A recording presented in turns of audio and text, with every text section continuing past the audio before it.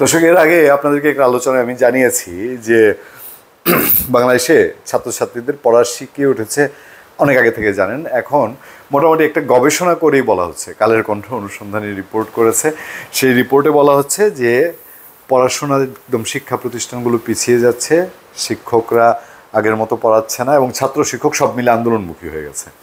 জুলাই যে কি করে গেল আমাদেরকে, জুলাই আগস্ট আন্দোলনটা শিখিয়েছে, ওইটা খুব ধরে রেখেছে ছাত্ররা, বাদ বাকি হয়নি। এখন দেশে একটা নতুন বিশ্ববিদ্যালয় হয়েছে, গ্রামীণ বিশ্ববিদ্যালয়। আমি এই নিয়ে কিছু বলবো না এই কারণে যে গ্রামীণ বিশ্ববিদ্যালয় হতেই পারে, প্রয়োজনও ছিল হয়তো।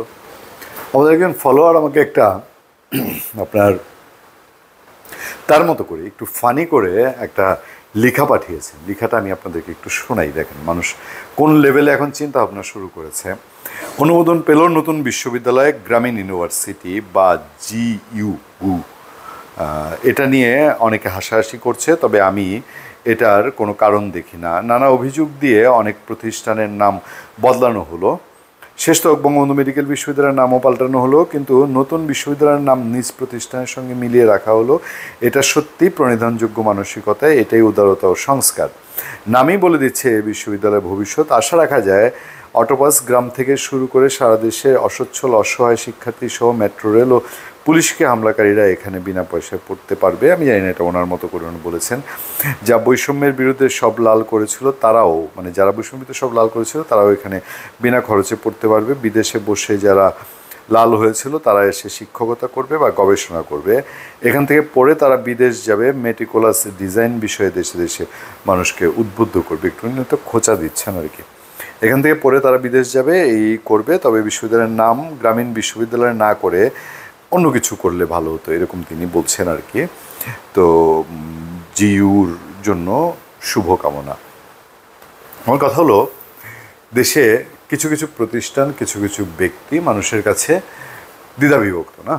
সারা বাংলাদেশে 16 কোটি মানুষ তার এক মানসিকতার, এক প্ল্যাটফর্মে না। ধরেন বর্তমান অন্তর্বর্তীকালীন সরকারের প্রধান ডক্টর মোহাম্মদ ইউনূস, তিনি এন্টি আওয়ামী লীগ স্রোত দিয়ে এবং আওয়ামী লীগের দুর্বলতা, আওয়ামী লীগের অনিয়ম, আওয়ামী লীগের দুর্নীতি, আওয়ামী লীগের স্বৈরাচারী মানসিকতা, আওয়ামী লীগের অপশাসন, এগুলোর প্রেক্ষাপটে এসছেন।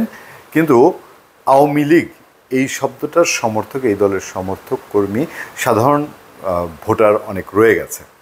তো সেই অংশটা এবং আস্তে আস্তে বিএনপির একটা বড় অংশ এবং সাধারণ মানুষের একটা অংশ সারা দেশের পুরো অবস্থার কারণে, এটা শুধু ডক্টর ইউনূসের দায় না, এটা রাজনীতিবিদদেরও দায়। সব মিলিয়ে একটা পিকুলিয়ার সিচুয়েশানে বিভক্তি তৈরি হয়েছে। এবং সেখানে যখন একটা স্পেসিফিক প্রতিষ্ঠান, যেমন মানুষ খুঁজছে কি, মানুষ সংযোগ খুঁজছে, লিয়াজোগ খুঁজছে, সেটা হলো গ্রামীণ ব্যাংক, গ্রামীণ ডক্টর ইউনূস যেটার প্রতিষ্ঠাতা, বা গ্রামীণ যে অ্যাক্টিভিটিস, গ্রামীণ ফোন, গ্রামীণ বিজনেস, এইসবের সাথে মিল রেখে গ্রামীণ ইউনিভার্সিটি।